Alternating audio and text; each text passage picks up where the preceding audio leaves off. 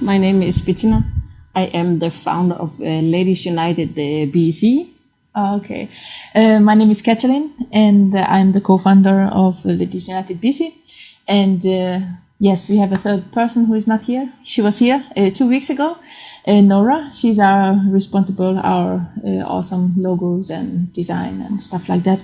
So we are three doing this little project called Ladies United BC. And most of the time, Sundays, we have this Ladies United boxing chat where we try to introduce you to some really awesome female boxers, mostly, hopefully. We're gonna have some awesome coaches in September. But we would like to introduce you some stories, and we wanna introduce you to some awesome boxers who would like to share their stories. We are really interested in it because I think we can learn a lot from each other. Also, when we share what people do and what people go through in order to achieve what they want in their sport careers. So Ladies United Boxing Chat is about share these stories because we believe that behind every single glove there is a story that can be told. And for this month we picked a topic called Not Done Yet, which was inspired by one of our friend Nora, who is also part of LUBC. Stories, because sometimes we are away from our passion, our sport, because of different reasons. It can be because someone had a maternity leave, someone got injured, someone just decided to have a break because it was too much maybe for a period, and then after a longer break they come back and they keep fighting for their dreams. So we met many amazing people, and most of the time when we meet fighters and we have these training camps we organize also, we love to hear their stories because there is always something we can take with us, I believe, and we can learn from each other. So this month we decided to share some of these kind of stories, people who came back after a longer break, or people who decided to have start a family and then came back and took the gloves on and then again jumped into the ring and fought. So I think Bettina is ready to introduce our guest for today, and I could see she's already here. So yes, I made a whole paper because if I have to introduce all her gold medals she got in the career, it would take a lot of papers. But shortly, I have known Yvonne since, I think, what did I write here? 2016, where we became colleagues at the national team in Denmark. And since that, we have been out for a few tournaments together. And she's a very strong woman, both mentally and in body. And her experience, 170 fights, medals at the European, World and EU Championship, and multiple Nordic champion and Danish champion. So yeah. She awesome. Have 2 amazing kids also. Yeah, she's an awesome mom. She's a mom, kicking asses in the ring, and then she goes home and takes care of her family. And this is actually what we would like to talk with her about. Like, how can she manage both, perform on a high level as she does, train, and on the other hand be a super mom who takes care of her children. So let's see. Hello. It looks Hi. I choose to be outside today. I can understand that. Yeah, it's nice. Yeah. How are you? I'm good, thank you. I'm all good. I'm busy as usual. Yeah. Do you enjoy the warm in Denmark? Absolutely. It finally came. Yeah. Fine. Did you have some summer plans with the family? Not really. We're just here in Denmark, just staying at the house. I have a lot of things to do when I'm finally at home. Yeah. So just to be together with the kids. That we have been in another part of Denmark, Sjælland, where the capital is. Out on the countryside, of course. Of course, Bettina knows. Of course. And I also heard some stories, so it's also fun. Yeah. But that's the same about, you can see the cows out here. Yeah. Awesome. Yeah. right now, like Yvonne is a farmer also, and she really enjoys being outside and thinking about nutrition and things on that way. But we gonna come more into that. Yeah. Because if you start with that, it's only going to be about that. So we're going to take it in the end. I think so. I think it's a good idea, Bettina. You know me. We only have an hour, and I'm going to be totally strict here because else it's going to be, too much. Let's talk boxing. Yes. Let's start when the whole thing began, because I actually don't know why you start boxing and how did you came into it. I actually started boxing because I've been seeing boxing with my father since I was a kid. We stand up in the middle of the night and watch Tyson, and he told me a lot about Muhammad Ali. I actually have the old book from my father that he wrote, Muhammad Ali. So I think that's why I started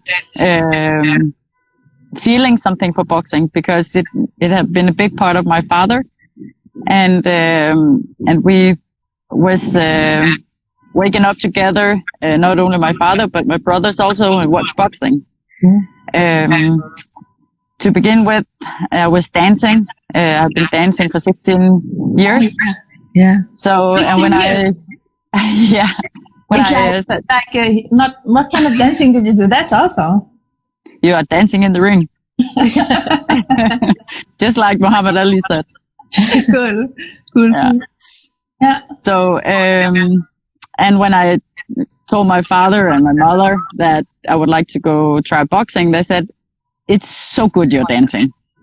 So when I started my education as a farmer, I took a break from Fyn, from this island here in Denmark, and I took off to another part in Denmark, and then I didn't have my mom and especially dad to say that I couldn't go to boxing. So the same day I started working, the same day I started in a boxing club in Varde. Yeah. So I actually started boxing in Varde. What was the year when you started? 2001. 2001. Okay. Yeah, 19 years. 19 years. Yes. Wow. It's a long actually time. also, how old were you when you started? You started kind of late. I was 19. Yeah. I was 19 when I started. Yeah. So when did your parents figure out that you were boxing? I told them right away. Okay. I told them when I called them home. I told them that I was in the boxing club. What was their reaction then? Nothing that typical me. Typical you. Yeah, they know that they knew they couldn't handle what I was doing anyway. So how was boxing for you when you started training? What did you find interesting about boxing? When I came up in the club in Varde, there was a guy up there called Jan. I went up to the club and I said, "Hey, I would like to box." "Yes, and we have the ladies. There is a there is a team where you go for conditioning and stuff, fitness boxing." And I was like, "No, I want to go in the ring. I want to go kick some ass." And he was like, "Okay, but the fighters are boxing on another day." And then I showed up. I wasn't jumped in the ring the same day actually, because in Varde they're not scared to putting people in the ring. There wasn't back then. It was more old school. And after they saw me in the ring, they just said, "Okay, fine, you are fighting boxer." Yeah. I was, So I had my first 9 fights in Varde. What did you like about it? I believe you liked it because you kept fighting. So what did you like about boxing? The fighting. It's like the fighting. The fighting. To punch others, or to have the possibility to punch others or press yourself, or what was it that you to press myself and to all the time to force myself to go out of another border to try yourself. How strong are you? How much can you handle? I have 3 brothers. We have been fighting since we were kids. Also with my father. Are they older than you or younger? 2 older and 1 younger. Okay. Yeah.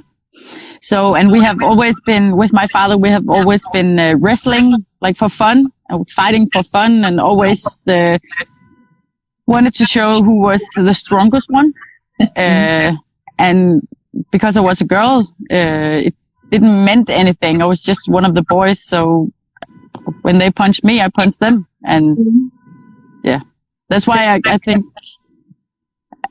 that's why I like fighting so much, because it's been a part of my life, been a part of my childhood somehow.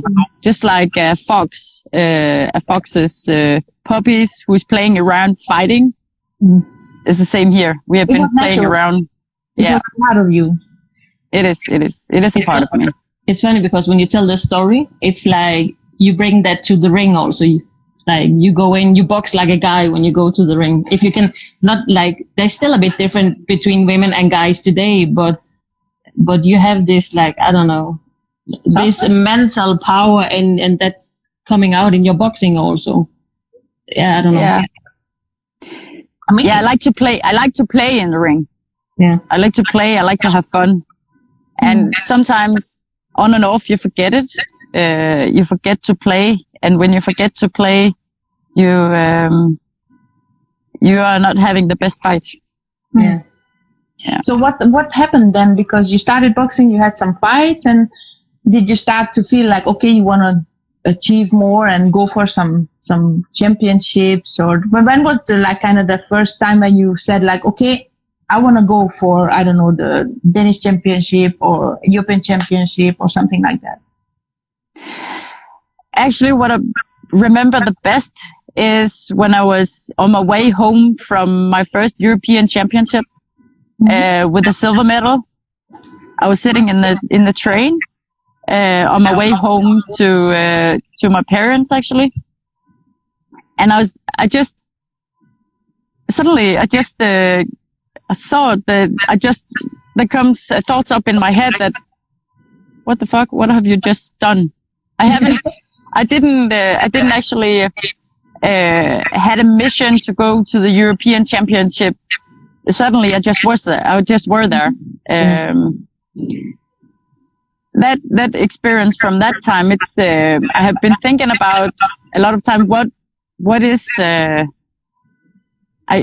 didn't have a goal back then. Of course, I just wanted to go in the ring. I just wanted to have more fights. I just wanted to meet someone who was better and better and better. And suddenly I stood for the Danish championship, the beginners. I won that. In Bada, they tried to, actually there's a girl here in Denmark, Crystal Black. They put me in the ring with her because she had a lot of fights. And they was like, yeah, now you are going to kick some ass because she had a lot of fights and stuff. And I was like, just a little, a farmer girl who was going in the ring. Yeah, la la la. It was just all fun. And I won that fight, and they were like, fuck, what are we supposed to do with you? Because you just win. And I was like, yeah, okay. After that fight, the pressure became a little bit, and I was beginning to think about when I was going in the ring, because somebody started to tell me that you're good, and I was like, okay, I was just playing. So back then I didn't have a goal. I just wanted to go in the ring and fight. But at some point, if you want to fight the best the whole time, at some point you have to end up at the Europeans and the Worlds. Yeah, but so, I didn't thought of that. Yeah, but I just wanted to be the best. Yeah, but isn't that a goal for itself? I think, it is. If you set a goal where you say, okay, you want to be the best, then you don't know if it's a European Championship or World Championship, but it's just like a goal which will always tell you to push more because you can do more. And I think that's a goal itself, that you say you just wanted to be the best. And you mentioned also that you just wanted to enjoy it because you liked it. So I think that two things together, I think maybe that's what brought you there. And then after that, you realize that I just did what I love to do, and I ended up here. Yeah, that's pretty cool. So what happened? What happened afterwards when you had your medal from the European Championship? Did you feel any kind of like expectations from the others? Not really. I think I was always underdog because I was a no name always. So I didn't feel the pressure. I didn't feel the pressure after the European Championship. It was just the World Championship was a half year after or so. So I didn't really thought. I just said, okay, the next step is the World Champion. And I was like, yeah, just training forward still. They actually canceled the World Championship shortly in 2005, where we were supposed to go to Russia. And then I was going on a training camp in Switzerland. And on the training camp in Switzerland, they canceled the World Champ. So we went to the stadium and I got a beer. And 2 days after, they pronounced that the World Championship was still going to be. So it was just like, you think oh shit, it was not going to be, and you were sad. And then 2 days after, it's like, okay, yeah, we're going to the World Champs again. And I actually fought the same as I lost to the European Championship, the Russian girl. So I lost to her in the semifinals for the World Champions also. So I took the bronze there. Yeah.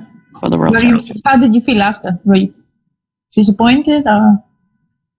After Worlds? No, I was disappointed after the European Championship because I was stopped. It was my first time I got stopped in the ring of the referee. Yeah. And I was actually 1 point. I had 1 point more than her. Oh, okay. She came with an attack, and then the judge stopped. The referee stopped the fight. So when I went for the World Champion and I fought her again, I came in the ring and I did everything I could. Yeah. And she won this time. Definitely, she won. So it was. Of course, I would like to have won the gold medal for the World Champ, but she was a good fighter. She was a 5-time champion back then, the Russian girl. So I wasn't disappointed. I was just happy that I've been for the World Championship. Yeah, definitely. Cool. So I actually got a bronze. Exactly. Yeah. So how did being pregnant and giving birth in 2009 fit into your boxing career? And was it planned? It was planned, yes. Yeah. Okay. My coach, the old coach, Eigil Jørgensen, the old Danish national coach. I was boxing for the World Championship in China in 2000 and must have been 7, in December or something. And I found my boyfriend, my husband. I found him 1 year before that. Yeah. And I was in the age of 28, and I have always wanted to have kids before I was 20. So when I was 28 and I didn't have kids, I just wanted to have kids before I was 30 when I didn't do it before I was 20. I wanted before I was 30 because I believe that you need to be young before you have your first kid. Yeah. So we planned after the World Championship that I would get rid of the pills and then get pregnant. Yeah. First shot, first hit, then I was pregnant. So yeah. We just talked to Nora 2 weeks ago, and it was the same for her. Like it just went so fast, and she was like, yeah. Okay, but before you because you said it was planned. So did you plan the life after being pregnant? Did you plan something with boxing, or did you think like, okay, you're gonna come back at some point, or to fight? I knew with myself always that I wanted to come back. Yeah. When I got pregnant. I didn't know I was pregnant to begin with. So I actually boxed we have a championship here in Denmark, one for the one part of Denmark and one for the other part of Denmark. And I actually boxed this championship, Jyske Mesterskaber, you call it. And then afterwards it was the Danish championship. And I think I knew that I was pregnant because you have some feelings in your body. But I boxed the Danish championship also. And after I won the Danish championship, I went to the doctor, and he declared I was pregnant. And I talked to him about going for the Nordic championship, even though I was pregnant. And he actually told me that I could, because I was not, when you're over 3 months of your pregnancy, the baby is so small that nothing will happen. When you have been fighting for a long time, it wouldn't be a problem. So I went back to the gym, and to my coach, and I told him that, of course we are going to Nordic Championship, but I was not going to box in 64 kilos. And he was like, why not? And I was like, I didn't want it to lie to him. And I didn't want it to tell him either because I knew that he would have a problem with it. So I was like, because it's not good for me to go in sauna, I told him. And he was like, why not? I was like, shit, man, I can't lie to you. I'm pregnant. So what? My doctor have told me that you're not gonna box anymore. You're finished. And I was like, I'm gonna decide that you're not. So, but 5 years and then I was back. 5-6 years and then I was back again. Okay. I have actually there came in a question from Diversity Boxing Academy, and they ask, what is your thoughts of the upcoming fight with Katie Taylor and Delphine Persson rematch? That's a good question. It's not my weight division anymore. But you fought Katie Taylor, right? Yeah, I fought Katie Taylor for the qualification in 2016. I think Katie Taylor will win that one. Yeah, I do. How was it to fight? How was it to fight Katie Taylor back in 16? Katie Taylor and I met the first time in 2005, and we have always cheered on each other. So it was kind of strange of going in the ring with Katie Taylor. I have never been scared or never thought that I couldn't beat her. But I think it was a little bit, I thought it was awkward if I was going for the Olympics and she wasn't. So I think I was, not because I didn't go in the ring to fight all that I could, but it just afterwards, I thought I could have done better. And I think it was because that we've been together many times. I've been cheering at each other, and it was just it was a weird fight. It was a good fight, but I didn't think that we gave it all, any one of us. Yeah.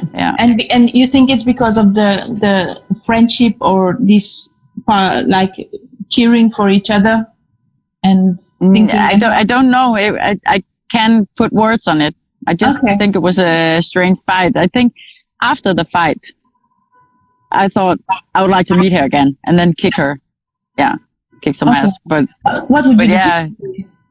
Because what would you do differently if you could meet her again? I don't know. I can't tell you. Actually, I can't tell you. It was just. I think it was just sometimes you need to try to do it to know how it feels, and then you can bring it all in. Yeah. Does it make sense? Yeah. Isn't it like kind of like have the fight, and I could have that. I could do it. Yes. And then going again, like it could be possible, kind of. Yeah. Yeah. Okay. That's interesting. And I actually stood for the World Championship And I was in the quarterfinals for the last qualification in 2016. I won the 2 first fights, and then the third fight I lost a split decision to a girl from Mexico. And if I had won that, I would have fought against Katie Taylor again. So yeah, Okay. I was ready for that fight. Let's we got like a turn here. Yeah, it's okay. So after you got the Killian, did you plan already the next pregnancy, or was it meant? No. You had to. Oh. No. So you boxed just after Killian again? 2 months after, or months after, I don't remember. I went back to the gym. I had Killian with me. It was out in Vollsmose boxing with the Shabazz. And I had Killian with me, and I was training, and then I nursed him between the rounds almost, and then go back to the ring again. I was back in the game. 2 months. And I was training. Huh? 2 months. Yeah, 2 months after. One month, actually, I started training again. But then I was training up, and I was speaking to Eigil Jørgensen again. I was said that I was back, and I wanted to go for this championship in Denmark, Jyske. And when I called him and I said that I was ready, he told me that I couldn't because I needed to have a fight before I could go for a championship in Denmark. That was the rules back then. And I was like, I get a little bit pissed because I was ready to fight again. And I had 75 fights back then. And I was like, I have 75 fights. It doesn't really matter if I have a fight. It's not even a year since I have been boxing yet, the last time. So I got pissed. And then I didn't come in the training. I didn't come training for a while. I started to play. My husband, he had been in MMA. I've been fighting mixed martial arts.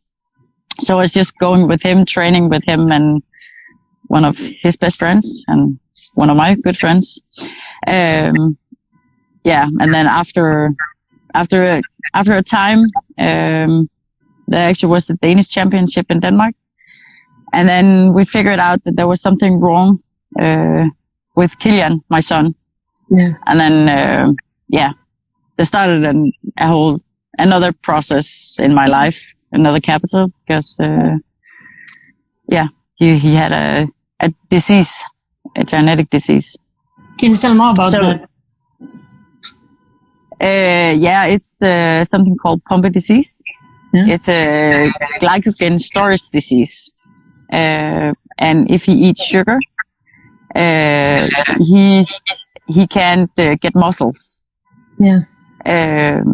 So, there's a disease called muskelsvind in Danish. I don't know what you call it in English, actually. Where you, huh? I know it's in Danish. In English, actually. But you lose muscles all the time. And this is not this disease. This is a disease, but it have the same, what do you call it? Symptoms. Yeah. So if he eats too much sugar and don't get his medicine every week, then the sugar will take the place for the muscles, and then he would not live. So he's getting medicine every week. And needs training for elite sport people, athletes. Yeah.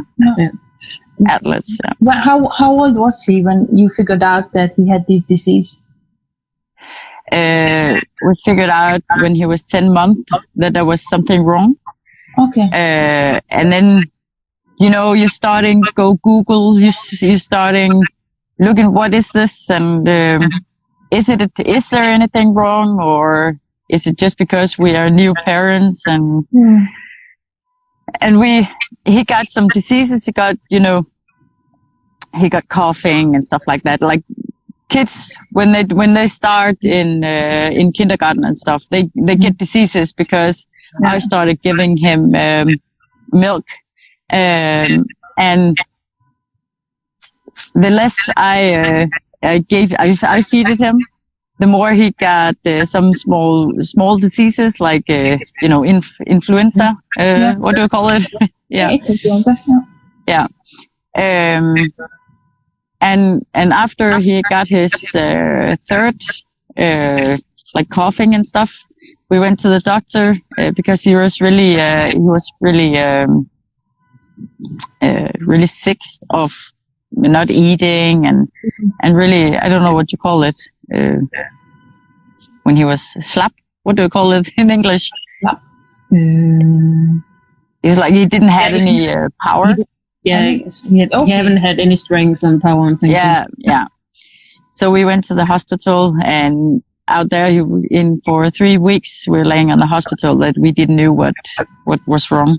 And then finally they found that there was this called Pompe Disease, and he could get medicine. Yeah. So back then we took a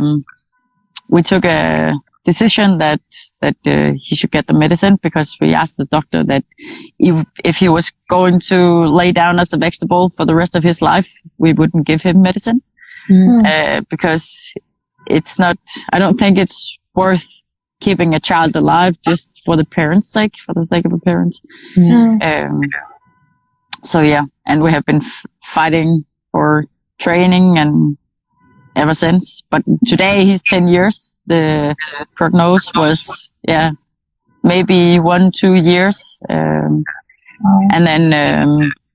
then he would be so sick that he couldn't go around in a wheelchair or stuff like that. But today he is a powerhouse, actually. He's not walking yet. But I remember you.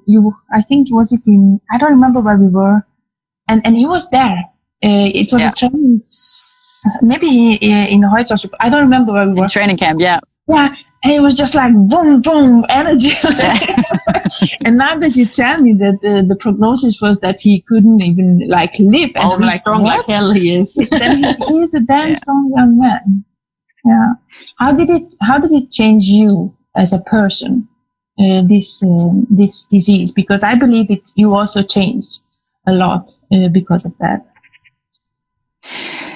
I changed in that way that I was pregnant with my daughter before we got the diagnosis.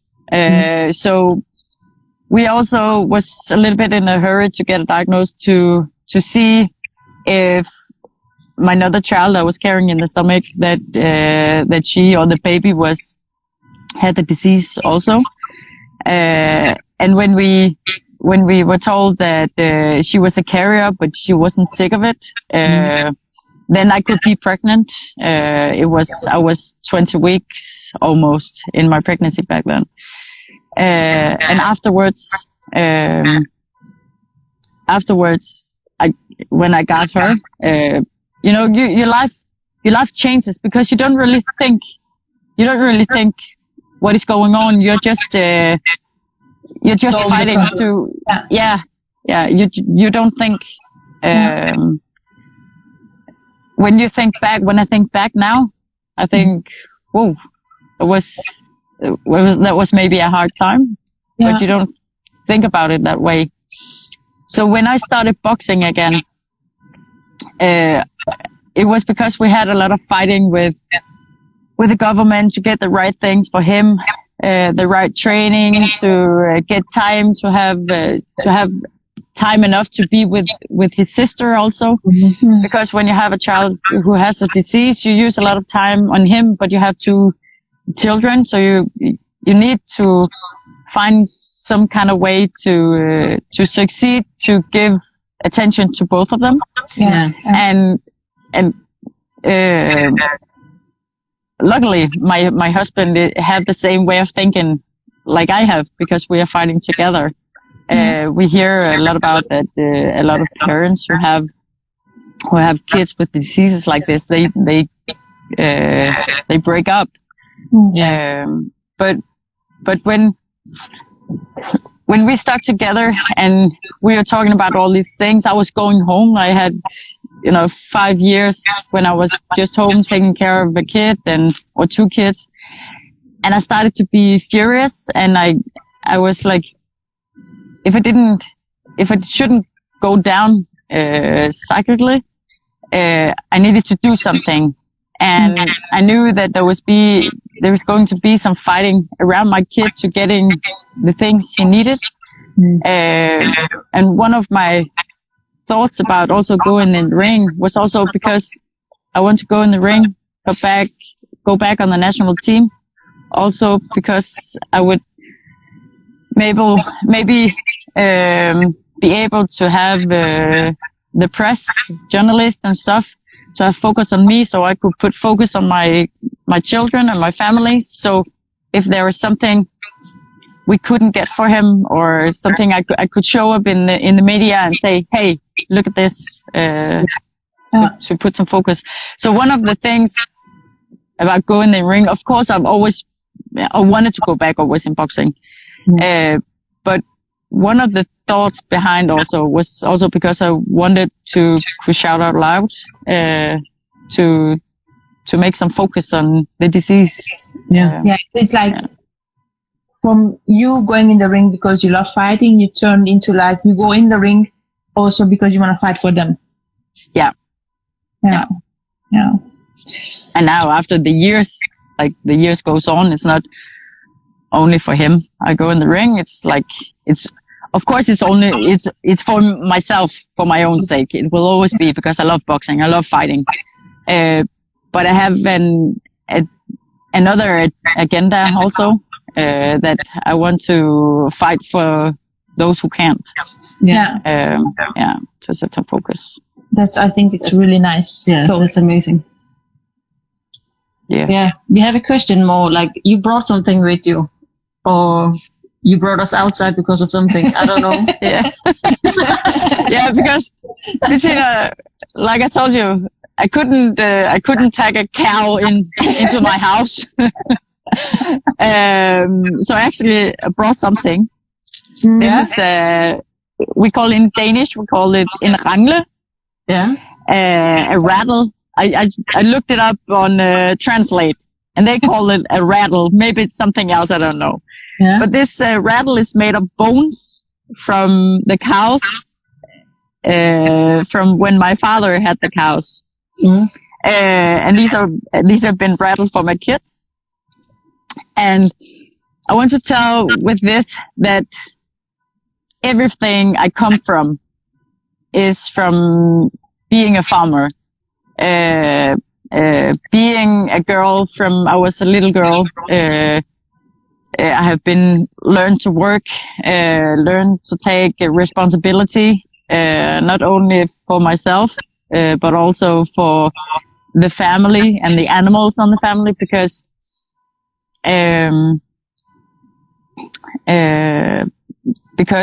when you are in a family, living as a farmer, and my father and mother was a farmer, it was the farming that put feeding on the table, that put the food on the table. So, and that's why I also have the strength I have today. I have the fighting will I have today, because you never quit when you're a farmer. You need to work, even if you're tired, even you if can't have a lazy day, right? You can't have a lazy day, because then the animals, they don't have the food and nutrition. Exactly. Exactly. They need the feeding. They are, they need you to come with something. When you take the animals from the nature and put them in a stable, you need to come with the food to them. And if you're sick, it's too bad. You need to go out and feed them anyway. So my fighting will, my mindset is coming from being a farmer, from being a nature girl, if you can say so. Cool. It was like my father. Sorry? My father always told me that the best present you can give your kids is to learn them how to work. Because if you can work, you can everything. Yeah. He can take care of yourself. He sounds like my mom. Yeah. I mean, that's the philosophy she also had. Right. Yeah. Definitely. There was like short a question earlier also from diversity boxing, and they asked like from like all the younger ones you have been sparring with or been in fight with, which one of them do you see as like a big talent? The young girls? Yeah, the younger ones, because now you're like the old experienced one, so you have fought many young boxers. Yeah. Which one of them do you see taking like has a future? Has a good future in boxing? Only Danes or? No, like all over the world, like just some young ones. Global. That was a difficult question. Now I have to think. You can also bring it on later. Yeah, let me do that. Okay, give you some time to think. Yeah, let me see, because we have some questions here. After your comeback in 2014, you got like Kilian was diagnosed and you have 2 kids. You are like a wife, mom, you're a farmer, and you are like also like a big help to Kilian, driving him everywhere and kind of did what the government should do for him, but you did that. And you were working and you were boxing also. How was the balance and how did you manage to balance all these things? Yeah. How, I mean, it's insane. It's like only 24 hours in a day, so. Yeah. Sometimes I think we have more hours than 25, because when I look back and I see what we have been doing, then it seems like we have more hours. But I manage because we manage. Because my better half wanted me to fight also. Yeah. And the same with the kids. They wanted me to fight. That is how I handle it. Because we are in this together. Every one of us. You are a team. You are a team. We are a team, yeah. And when if I lose, they lose. Yeah. So when I'm out in the tournaments and they follow me, if I lose, they cry. Yeah. So, I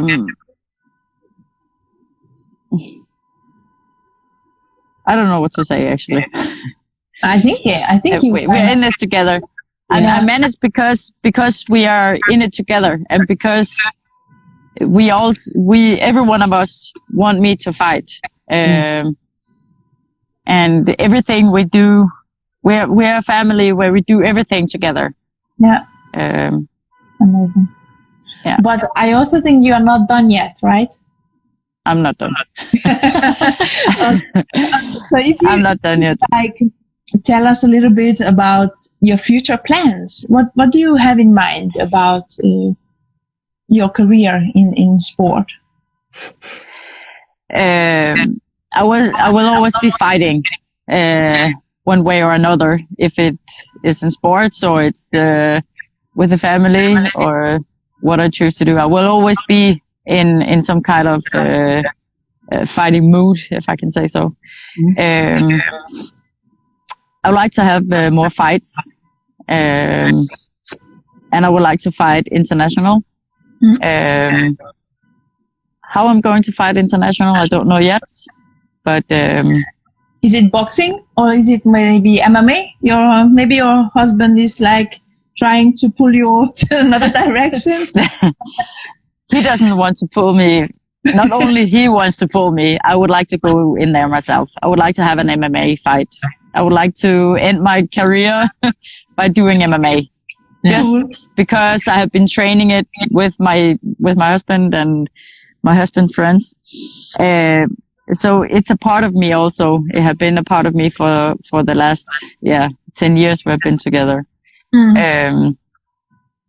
Before that, I was training a little bit MMA also, before. It's actually because some of the MMA guys came up in the club and wanted to learn the boxing, the striking, that I met my husband. We met in the ring. So yeah. It connects. That's it. Huh? Boxing connects people. Yeah, it does. It does. Absolutely. So yeah, I'm getting disturbed a little bit. Oh, sweet. I don't believe that's the only one you have. No, I have 4. And I have 4 small, and I have we have 5 bigs, I think, and a dog. Yeah. So you are planning, or hopefully the corona is over, or not over, but like, I hope it's over, and soon we can. I mean, people can get the chance to go back in the ring and compete again. Also in Denmark and also, of course, in international. So it might be that one day we're gonna see you in an MMA cage. Yes. Awesome. I think so. I think so. Do you see and maybe in the ring again. Okay, so it's not going to be like the last fight is your MMA fight, but maybe it's on the way between boxing fights. I haven't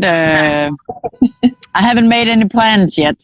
I haven't made any plans that I can tell you about anyway.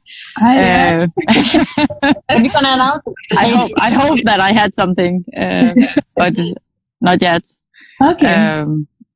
So I don't know yet. I mean, I think it's a huge advantage for you that you have the skills you have in boxing, and the rest is just learning it to it.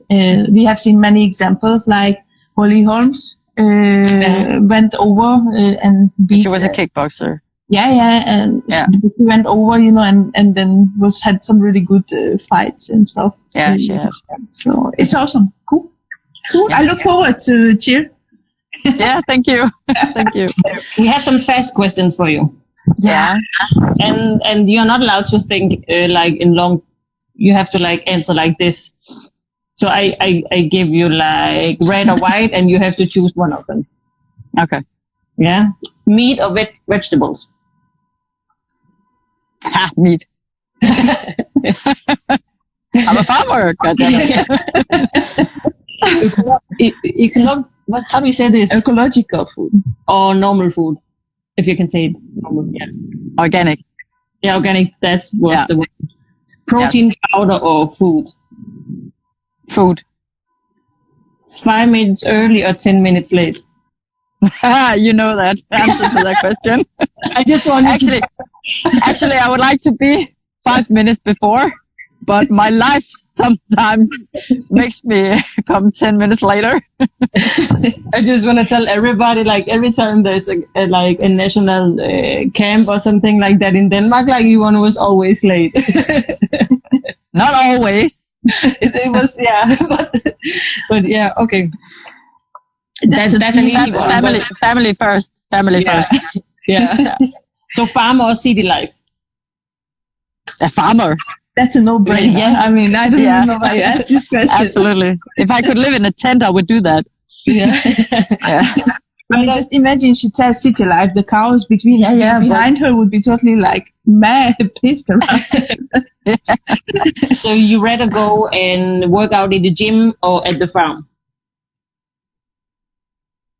It depends. Do I have to answer? Yeah. Where do you enjoy where do you enjoy your workout the most?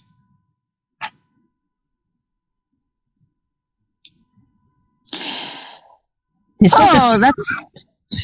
not an easy question, because when I go to the gym, I have others to have sparring with. When I'm here, I can enjoy the nature but not like the boxing gym, like when you fitness gym.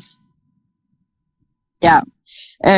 Still, if you're going in the fitness gym, I have my coaches and my trainers out there, and people I can train with, and they have the right what do you call it? The right weights and stuff. But I also like to train outside. But I choose the gym. Okay. Yeah. MMA or boxing? Bettina, you're not nice. It was fast. Come on, fast questions. Okay. When I'm thinking what I can reach, it would be boxing because okay. Fast. Come, MMA or boxing? Okay, I want to hear the explanation. I'm interested in. So MMA or boxing? You said if you think what you could reach, it's boxing, but you have MMA also. Why would you choose that? If I would choose MMA, because it's funny. Hesitated. Okay. Because I like the environment in MMA. I like the way that the people in MMA, they help each other. A lot more in boxing than in boxing, actually. Maybe you're fighters, you fight against each other when you go in the cage, but you're supporting and helping each other much more in the clubs around Denmark. Of course, boxing is a much older sport, so there are more fighting between the clubs. In MMA, you have more sparring around the clubs, and it's difficult to tell you in English, actually, because I know exactly what I wanted to say in Danish. So there's I think I know what you want to say. There is a political agenda in MMA between the clubs than there can be in boxing. Is that what you mean? Maybe more community feeling, I think. I think more community feeling MMA, yeah. Actually, I never trained MMA or anything, but I trained kickboxing. And there are a lot of kickboxing, like kickboxing clubs who have MMA teams and things, and we have kind of the same culture. And I know what you mean, because when I started to train a little boxing, I could see that. I came from a totally other environment, and suddenly stood into the boxing environment, and I was like, where are all the parties? Where are all the, like really nice having fun? Where's all the having fun? Exactly. Yeah. And I was like, what? Because boxing have, and I hate it because I love boxing. I have boxing in my heart. So I actually hate when I have to say that sometimes in boxing, the fighters are pointing fingers of each other. Yeah. I don't have the same feeling when I've been training MMA. I don't know. My greatest opponents when I was fighting kickboxing, they became my best friends. I visit and travel and visit them, and we have really great talks, and it came from that environment. We grew up in that. I get 100% what you mean. Yes. Are you ready to more fast questions? Like fast questions. Okay, good try. It was my fault now. I like boxing. Huh? Professional or amateur boxing? The best boxers are amateurs. Amateur. Red or blue corner? Blue. Come on. Is it blue? Blue. Okay. Yeah. Do you rather want to be your younger you or your older you? Older you. Superman or Batman? Odin. Thor, of course. Thor, exactly. It was Thor I meant. Of course. Right there. Of course. But so just fast, if you could, because you're nearly 40 years old, and you're like you are like a Viking, strong in your head and strong in your body, and everybody that have met you know that. So if you can use this shortly, 2 minutes, and tell about your philosophy in your nutrition. 2 minutes. 2 minutes. Yeah. The less you have to prepare it, the better it is. Because it keeps the vitamins and all the good stuff in the food. When you boil it, when you heat it up, you take some of the power from the feeding, from the food. Yeah, so that was short. Anyway. But I think you said it really good. Actually, I think it was really nice. The first sentence you said, like the fastest you. Say it again, please. The more raw you can get the food, the better it is. Yeah. Nice. I have The less prepared. a last question before we say goodbye. I think one day, I know that at some point our body says like maybe we have to stop fighting. Yeah. Not Yvonne.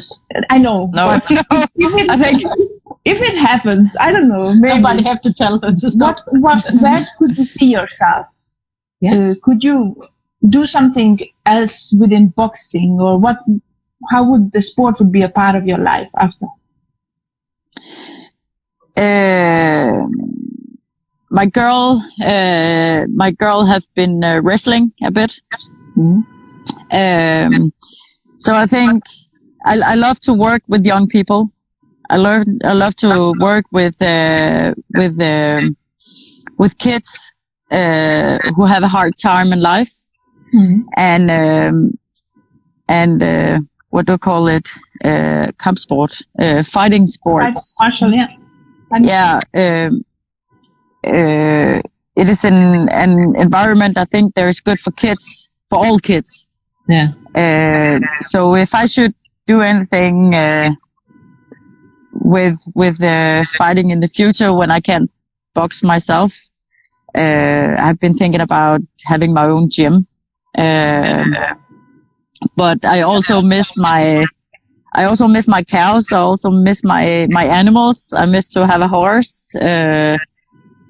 I miss the nature. So, and I like to make my own food. So when I'm not going to use all my time in fighting, I would like to make everything I put in my mouth and in my family's mouth. I would like to make it myself. And live on the country and maybe have some young people that I can help whatever they would like to do in a fighting sport. Yeah. So yeah, I would like to influence the school system, that they need to put as